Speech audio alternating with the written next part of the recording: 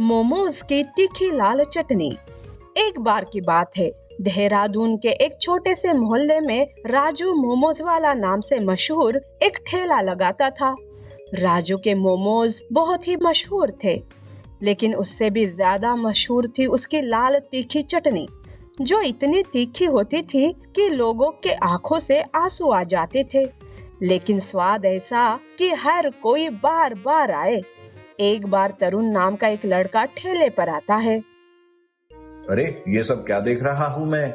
आंखों से आंसू आ रहे हैं, पर ये लोग मोमोज खाना बंद ही नहीं कर रहे। अरे भाई, तकलीफ हो रही है तो मत खाओ ना। नहीं भाई, ऐसा स्वाद आंसू आने से ही मिलता है। मोमोज के लिए मैं कितने भी आंसू बहा सकता हूँ। अरे ऐसा क्या है इस मोमोज में? चलो मैं भी देखता हूँ। तरुण ऐसा सोचकर एक प्लेट मोमोज के साथ लाल तीखी चटनी लेता है। मोमोज खाकर उसके भी होश उड़ जाते हैं। राजू की चटनी की खास बात थी कि उसमें वो एक गुप्त मसाला डालता था, जिसे सिर्फ वही जानता था। वो मसाला उसकी दादी के जमाने से चला आ रहा था, और राजू ने वादा किया था कि जब तक वो जिंदा है ये राज किसी को नहीं बताएगा। राजू भाई, मजा आ गया। मुझे एक प्लेट पार्सल देना, ताकि आज मैं मेरी बीवी को भी रुलाऊं। हर रोज वो मुझे जो रुलाती है, तो आज मैं रुलाऊंगा उसे। एक दिन शहर में एक मशहूर फूड ब्लॉगर नैना शर्मा आई, जो पूरे देश की चटपटी चटनियों के बारे में लिखती थी। उसने राजू की चटनी का स्वाद चखा और उसकी आंखें भर आई। तीखापन और स्वाद दोनों का ऐसा संगम उसने पहले कभी नहीं चखा था। राजू भैया, ये चटनी की रेसिपी मुझे दे दो, मैं पूरे भारत को बताना चाहती हूँ। दीदी, अगर ये रेसिपी सबको मिल गई ना, तो फिर इसका जादू ही खत्म हो जाएगा। मेरे पास कौन आएगा? राजू ने नैना को साफ साफ मना कर दिया, लेकिन नैना ने हार नहीं मानी। वो रोज राजू के ठेले पर आती, कभी चाय लाती, कभी उसके बर्तन धोने में मदद करती, सिर्फ इसीलिए कि शायद राजू का दिल पिघल जाए। भैया, अब तो मान जाओ ना। देखो, अब अपनी बहन को मना मत करो। मुझे चटनी की रेसिपी बता दो। ठीक है, पर आज नहीं, कल आना। कल मैं तुम्हें चटनी की रेसिपी बताऊंगा, और जब तक तुम बनाना नहीं सीखोगी ना, तब तक किसी को मत बताना। देखो, तुम्हारे हाथ का स्वाद और मेरे दादी का हाथ का स्वाद एक जैसा होना चाहिए। चैलेंज तो बहुत बड़ा है, पर मैं नैना हूँ नैना, हार नहीं मानती। कल पक्का आऊंगी भैया। राजू ने नैना की मेहनत और लगन को देखा और उसे रेसिपी बताने का ठान लिया।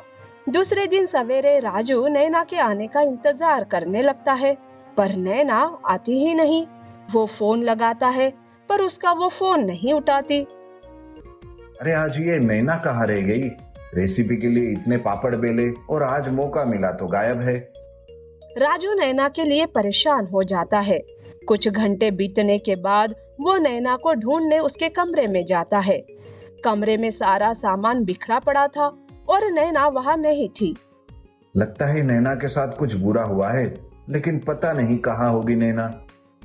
राजू होशियारी से काम करता है। शहर के सुनसान एरिया में वो नैना को ढूंढने लगता है। नैना को कुछ गुंडों ने कैद कर रखा था। राजू उस जगह पर पहुंच जाता है। गुंडे नैना को परेशान कर रहे थे। बता, वो पेन ड्राइव कहाँ रखी है? तू हमारा वीडियो बनाएगी, हमें पुलिस के हवाले करेगी?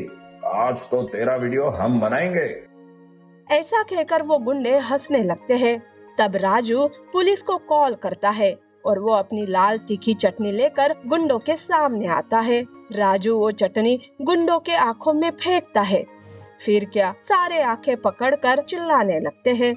अरे मेरी आंखें फट गई रे, मेरी आंखें। तब तो नैना भी उस चटनी को गुंडों के चेहरे पर मलती है।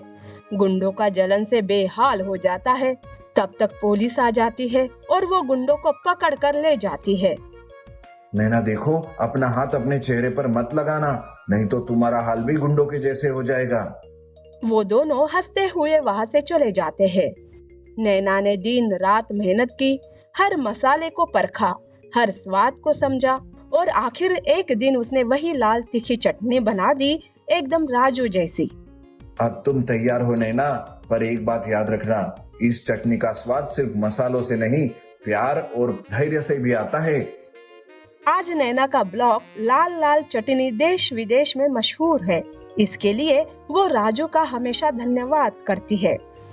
नीति: प्यार और धैर्य से काम पूरे होते हैं।